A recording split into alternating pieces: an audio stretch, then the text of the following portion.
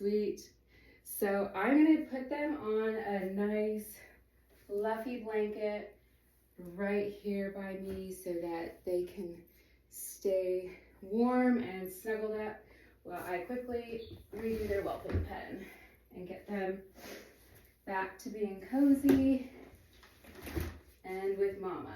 So I try to go about this process as quick as possible because Claire is an anxious mom and she doesn't want to be away from her puppies at all.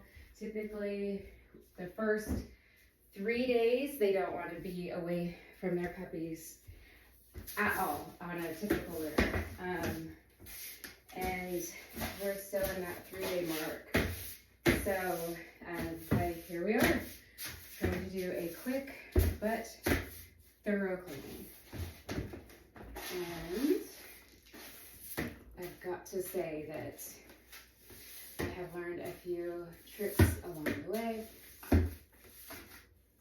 that have helped me immensely and also ensured for better practices.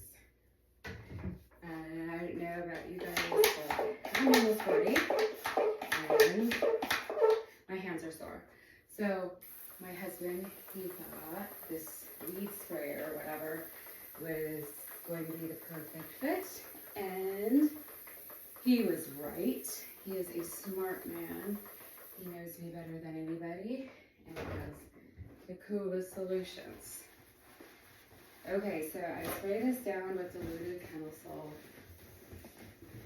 It's what my veterinarian suggested. Make sure it's nice and clean. And I do this at least once a day. So I don't do the kennel salt more than once a day.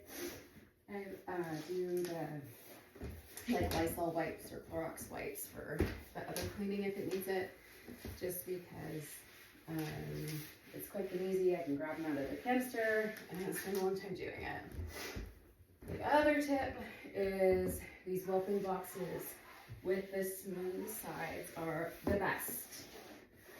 I love them.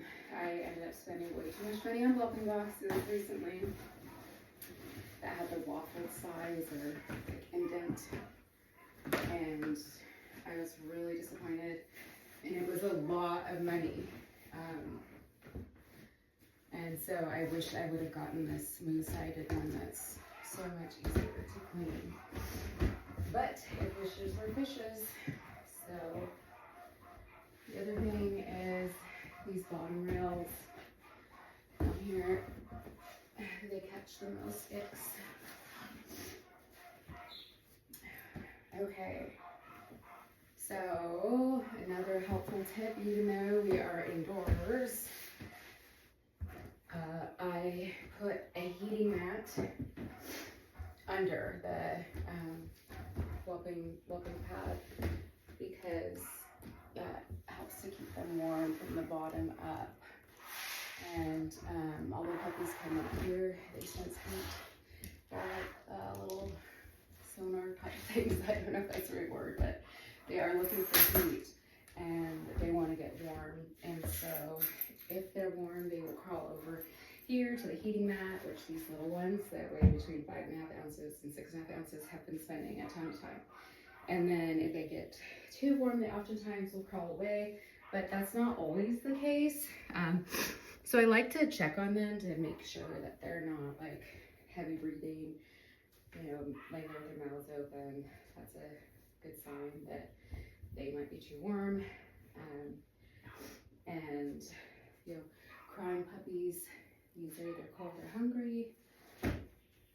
So those are a few helpful tips that I wish I would have known starting out with my first litter. Not that I've been at this forever, but just a few helpful pointers.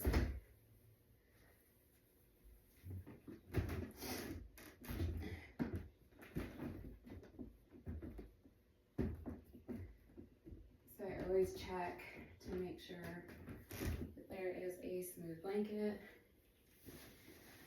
underneath. And that's some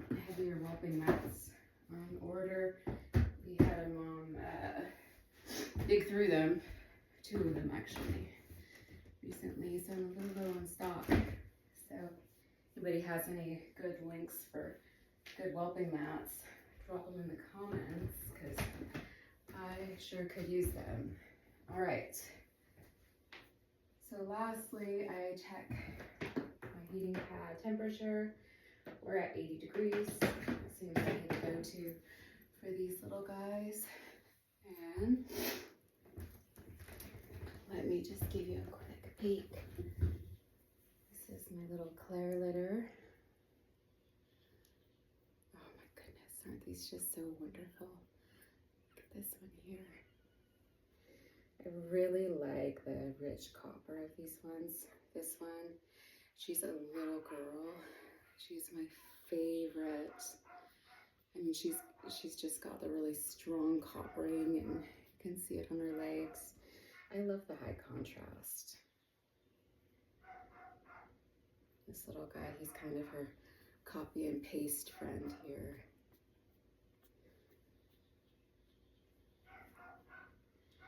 So this little red tri, you're so cute. He's got copper in too, just a lot of it. This whole litter is minimal white. We had to try breeding to reduce down some white. So here they are.